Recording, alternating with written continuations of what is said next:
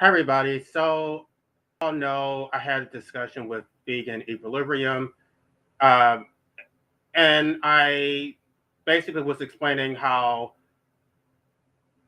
consuming legumes can actually lead to rheumatoid arthritis, is because legumes contain lectins, which are an anti-nutrient. And he basically was saying that everything that I said was bullshit. He said that I was anti-science, that there was no evidence for anything that I said. I was completely making everything up. So I'm going to get started just by playing the video on Finding Gnosis' channel, and then I'm going to actually show the receipts because I actually researched the information that I give. I don't just spot out nonsense like some of these people. Some of these people are telling you to go on a plant-based diet, and they don't even know anything basic about nutrition. They don't know anything about anti-nutrients. They don't know about the negative health outcomes, but they're telling you to consume a lectin-laden diet, and they're claiming that this is healthy. So let's get started by playing this video. LA, have a good moan for me, please. LA. LA. Yeah, actually, there's things you can take for rheumatoid arthritis. You can take alpha-lipoic acid.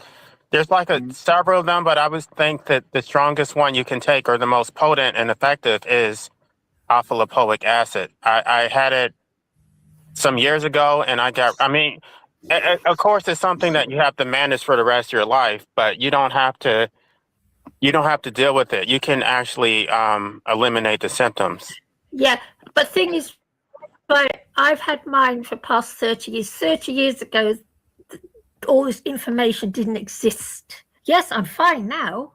I'm 71 years old and I've almost cured myself using stinging nettle and comfrey, so that I've been using. But it takes your whole life over. It does.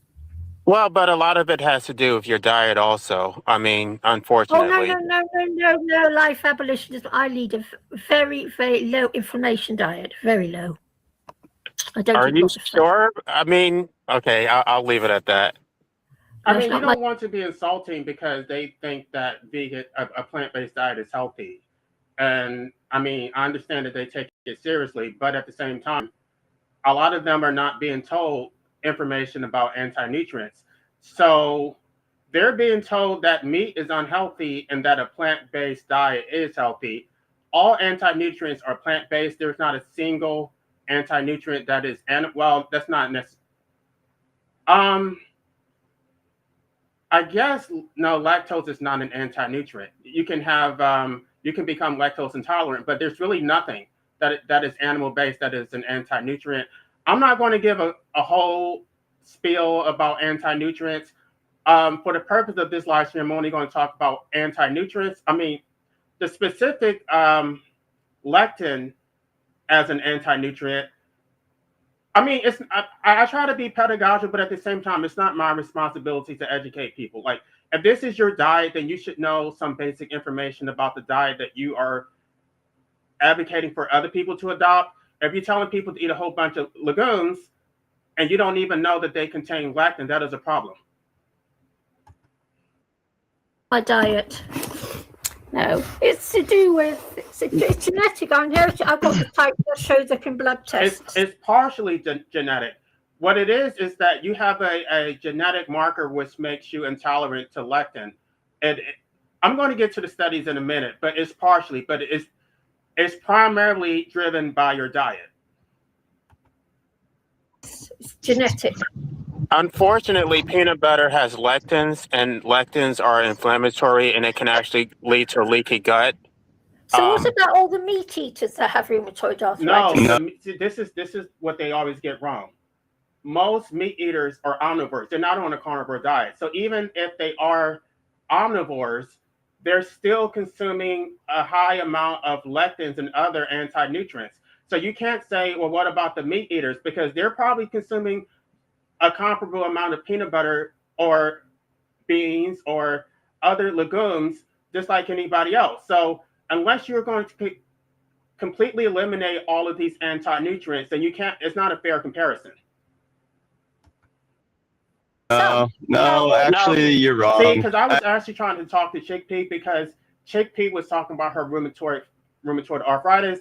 I came to give her some information. I recommended a supplement, and he did not offer any information whatsoever to help her. But as soon as I provide some useful information, now he wants to interject because he wants to engage in gatekeeping in order to steer people in a vegan direction. You can talk about the ethics of going vegan, but you still have to be honest about the health implications of maintaining a plant-based diet. He doesn't want the information to get out. He doesn't know anything about anti-nutrients. This is probably the first time he even heard of lectins. He did not know what a lectin is. Actually, that's just made up bullshit. What's made up? What you're saying. Are you saying that peanuts don't have lectins? I'm saying that whatever you're saying is harmful in peanuts is not. Do you have any? You can't just say that it's not true without. Well, you can't just say it is. You can't just say it is true he without. made a declaratory statement that what I said was false. He didn't ask me to provide evidence. This is what they always do because they think they have a monopoly on all information. They're always right, and that whole logical fallacy of the ought is logical fallacy that basically a plant-based diet is ethical. Therefore, their entire framework revolves around their ethics. So their framework says that humans should be herbivores, therefore humans are herbivores. No evidence whatsoever. They take an ethical position and then they make it dominate everything else. So because humans should be herbivores, then we can consume lectins, we can eat grass, we can consume everything that a ruminant animal would consume, and we're not going to have any negative health implications. Back, you're gonna link some fucking blog article. You're gonna link some blog article. No, there are medical doctors. You see how insulting he is? He thinks that I don't actually know how to conduct research. I would just pull a blog interview, a blog article. There's who have done. I'm not sure. Oh, why don't you link the research? Let's look at the research. Sure. Come on, man. Put your money where your mouth is. Okay. Put your money where your mouth is. What are you doing? By the way, when this was going on, actually driving through snow, and so he's asking me to give him some research on the spot. This is what they always do, by the way. They're too lazy to do their own due diligence. They want you to be their personal research assistant. They're the ones who are telling you to consume a plant-based diet, but they're not. They think it's your duty to provide them with the information. So basically, you have to defend you have to defend their position. You have to provide evidence against their position. No, they're the ones who are telling you to consume a plant-based diet. They're the ones who are saying that it's healthy. The burden is on them to prove that it is healthy. Right now. Yeah, that's what I thought. You're not make shit up. Just make shit up. That I'm making. In a second, I'm going to show you all the receipts because he's claiming that I'm making shit up.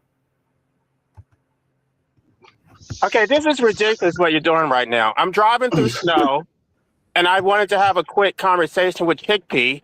I wasn't even going to making stuff up, trying to demonize plant foods to make yourself feel better about hurting animals. See, this is the problem because I was actually trying to. You don't want me to be antagonistic.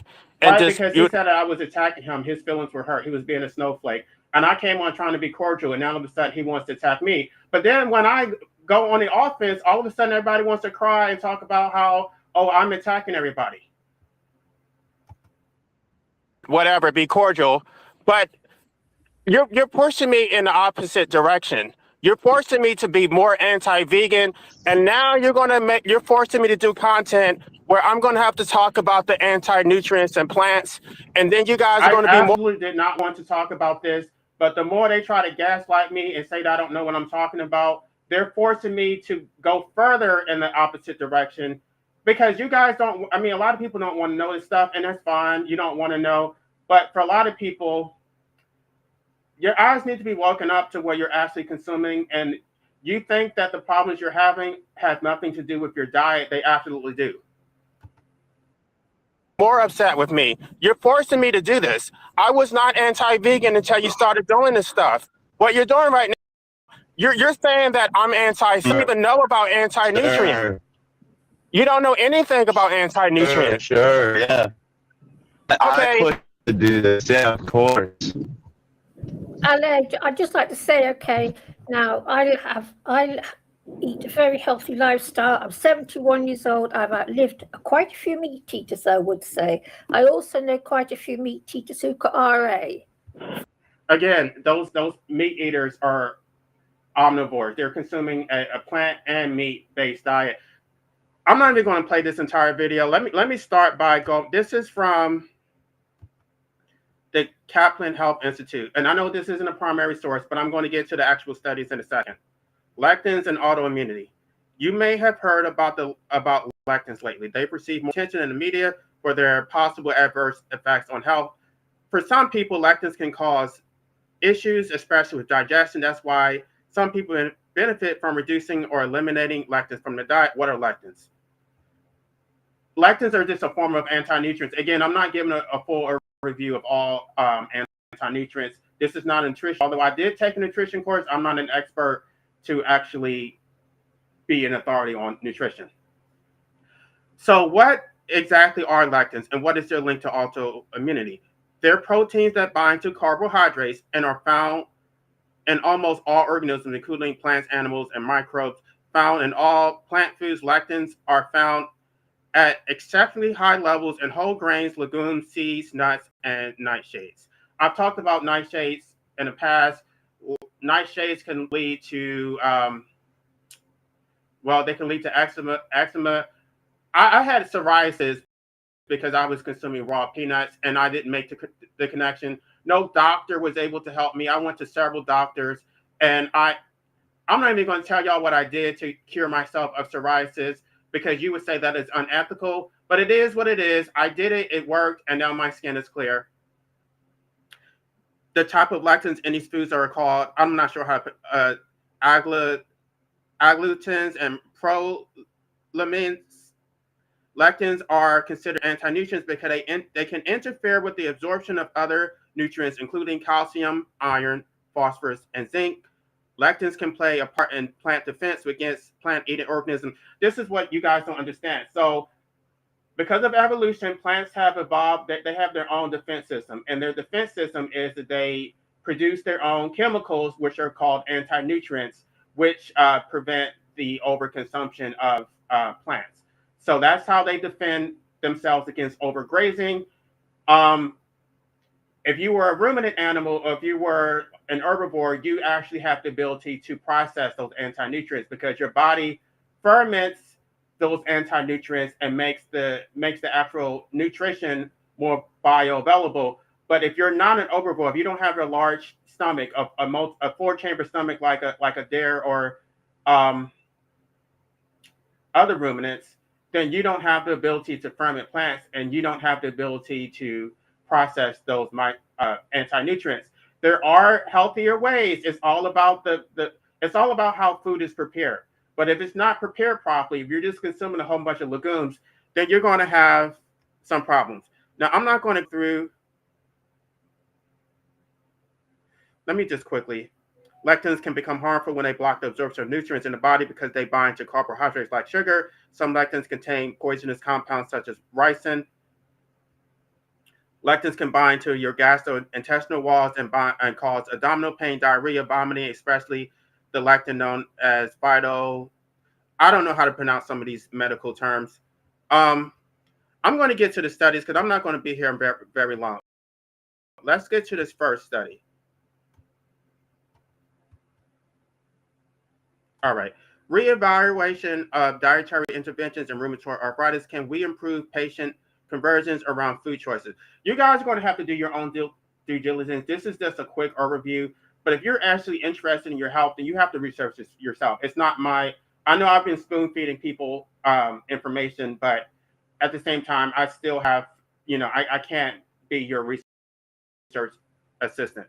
Rheumatoid arthritis is an autoimmune disease characterized by systemic inflammation that primarily involves symmetric joint inflammation resulting in joint pain. Left untreated, it progresses to cartilage and bone destruction. Symptoms, however, are not confined to the joints and may include the heart, lungs, kidneys, skin, and eyes. Therefore, rheumatoid arthritis is a systemic disease, and any organ may be susceptible to tissue damage, gastrointestinal intestinal symptoms, including nausea, acid reflux, and abdominal pain, are common in rheumatoid arthritis.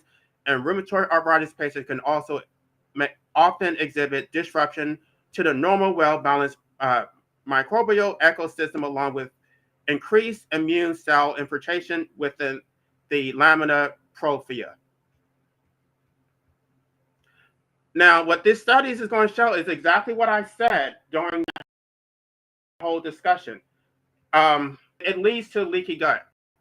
A recent study has shown that the removal of the gut microbiota with bowel cleansing followed by a 7-day fasting period protocol in rheumatoid arthritis patients led to a significant decline in DAS28 scores and markers of inflammation and mucosal barrier disruption. I think that is okay. Let me just a little bit more. The clinical results described above suggest that food hypersensitivity may be involved in the pathogenesis of rheumatoid arthritis in certain patients. Using newer technology, Yang and colleagues reported that 83% of rheumatoid are positive for at least one wheat protein antibody. Importantly, a decrease in gliadin and lactoglobulin were observed in the subgroup of rheumatoid arthritis patients who responded to a GF vegan diet. These data suggest that the translocation of food-derived peptides may occur in proportion of rheumatoid arthritis patients, leading to activation of immune system and antibody production. The positive effect of a GF vegan diet in a subgroup of patients may be due to a diminished immune response to exogenous food antigens. Taken together, the body of research suggests that the antigenic load is higher in rheumatoid arthritis patients compared to the control population. A subgroup of rheumatoid arthritis patients respond favorably to fasting, and these positive effects are maintained when an individual is placed on a gluten-free or personalized food reintroduction protocol. That's what I had to do, by the way. I had to reintroduce my food. I had to basically do a cleanse, and then I cleared my. I mean, I'm not talking about rheumatoid arthritis, but I'm talking about inflammation, which I had psoriasis. But the inflammation is entirely related to your diet. These findings suggest that fasting by removing the offending foods can improve rheumatoid arthritis symptoms in certain individuals. Now let's go to the second study. I actually have more, but I don't have time to go through all these studies. You guys are going to have to do your own due diligence. This is really simple. I mean, I'm not, again, if you want me to be your research assistant, then you're going to have to pay me a fee, because that is not my responsibility. The modulation of immune function by dietary lectins in rheumatoid arthritis. Now, I don't know how to read all these terms. Some of these terms are kind of foreign to me, but I'm going to try to get through this. Common dietary staples such as cereal, grains, and legumes contain glycoproteins called lectins, which have potent anti-nutritional properties, which influence the structure and function of both enterocytes and lymphocytes.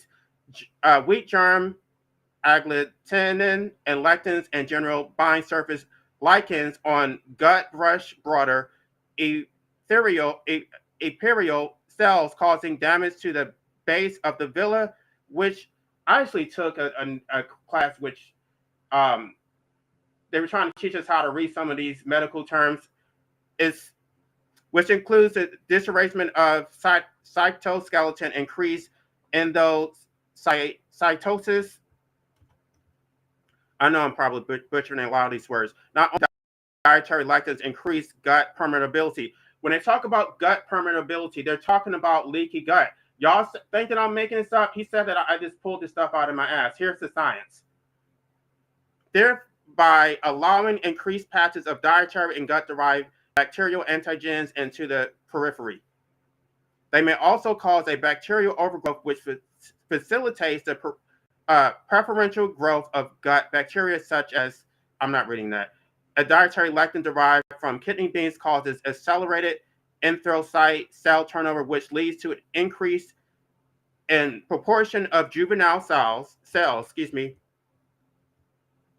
likely that PHH and other dietary lectins operate in the same manner to induce similar changes in other gut flora species. Legume and cereal lectins alter the microflora of the gut and increase intestinal permeability. Again, we're talking about leaky gut, which in turn facilitates the translocation of gut pathogens to the periphery. Kidney bean lectins is lethally toxic for conventional rats when given in high doses, but is non-toxic and for germ-free animals. Again, it's about preparation. If it's not prepared properly, you're going to be consuming a lot of lectins. Legumes are almost always consumed in a cooked state, and it is often assumed that cooking eliminates lectin activity. However, Grant et al. Have demonstrated that residual lectin activity is present in kidney beans even when cooked at 85 degrees for 6 hours or at 90 degrees for 3 hours. Lectin activity has been demonstrated in wheat, rye, barley, oats, maize, and rice. There's so many. Okay. I need to, if you guys want me to do a full review about these anti-nutrients, I can, because apparently people are not going to research themselves. But if I do it, then you're going to say that I'm pushing anti-vegan propaganda, which I don't really want to do. But Vegan Equilibrium said that I was making shit up. So you're forcing me to show the receipts to show that I actually know what I'm talking about. There's some evidence to suggest that RF, which is rheumatoid factor production, may be influenced by dietary proteins. Farley et al. Showed that 53 of 93 patients with rheumatoid arthritis had raised levels of IgG antibodies to milk and or wheat proteins. These data are suggestive of a breakdown of gastrointestinal tolerance to dietary antigens in this group of patients and indicate that rheumatoid factors productions may occur in response to gastrointestinal related antigens. Again, this is talking about leaky gut, but it's also talking about a breakdown of gut flora because of a lectin-laden diet. It is apparent that dietary lectins from both cereal grains and legumes increase the translocation of gut-derived bacterial and dietary antigens to the periphery, causing an intestinal bacterial overgrowth and increasing intestinal permeability. Additionally, dietary lectins have the ability to interact with components of the immune system, which may facilitate the autoimmune process. Further, because dietary lectins increase intestinal permeability, they would promote increased activity between immune system and gut bacteria. Now let's see if there's anybody here. So according to Vegan Equilibrium, I just made all that shit up. I just pulled all this stuff out of my ass. I couldn't back it up. Now I would love what his response is going to be, because I know he's going to move the goalpost. What he's probably going to say is, oh, well, lectins do cause all these problems, but if they're prepared properly, then they're safe. That's exactly what I said. That's exactly what I said. So don't move the goalpost. Do y'all want me to finish playing the rest of that? Because that whole discussion was absolutely ridiculous.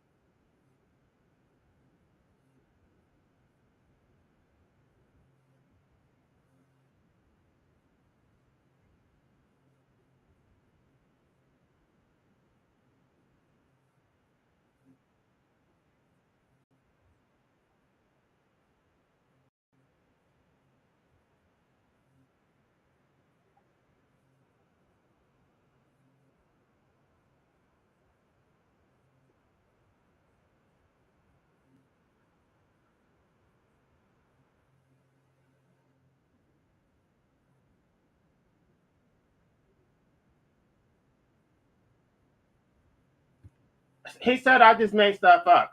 Does it look like I made stuff up? I just gave the scientific research on it. There's a lot more. I could provide more studies. I don't have time to do it. It is not my responsibility to do it. The burden is on him. He's the one telling me to consume lectins. The burden is on him. There is no science to back up what I said.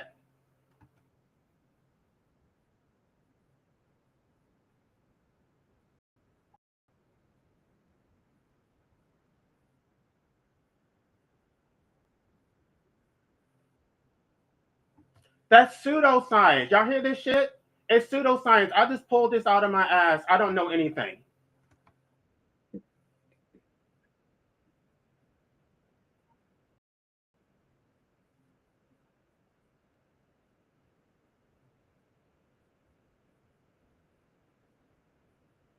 Slam dunk.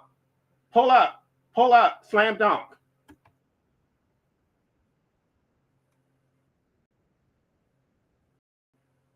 Right.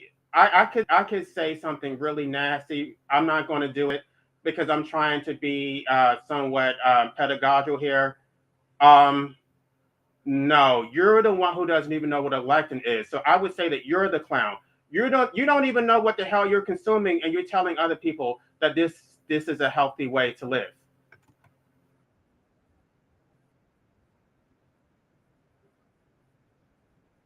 He was triggered. He was triggered. He got his feelings hurt because he didn't want this smoke.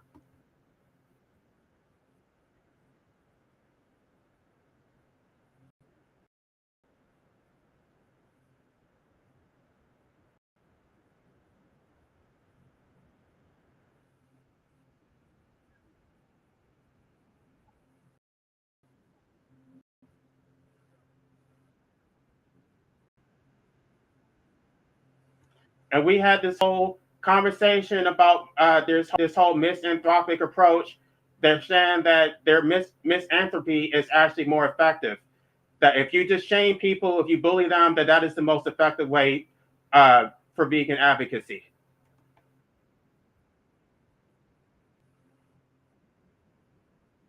No, they turned me this way. I was not always this way. I didn't know anything about it. I didn't know anything. I didn't know that a lot of them don't have any empathy for humans. I didn't know that anybody thought like this. I thought it was self-evident that your own preservation should come first, that you would not want to sacrifice your health, that you would not want rats crawling in your house, that you common sense would say that if a rat came in your house, you would want to kill it in order for your own survival. But no, they would say let the rat crawl into your bed.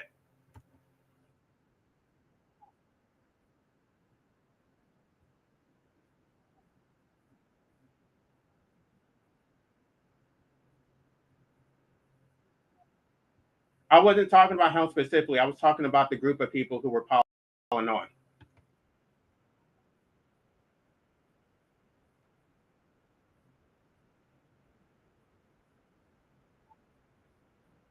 No, he didn't push me to it. What he pushed me to do was to go look it up.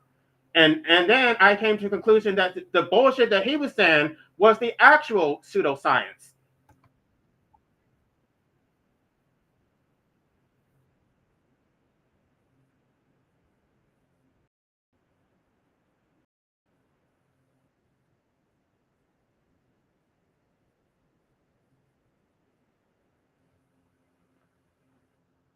All right, y'all. So according to him, I couldn't back it up.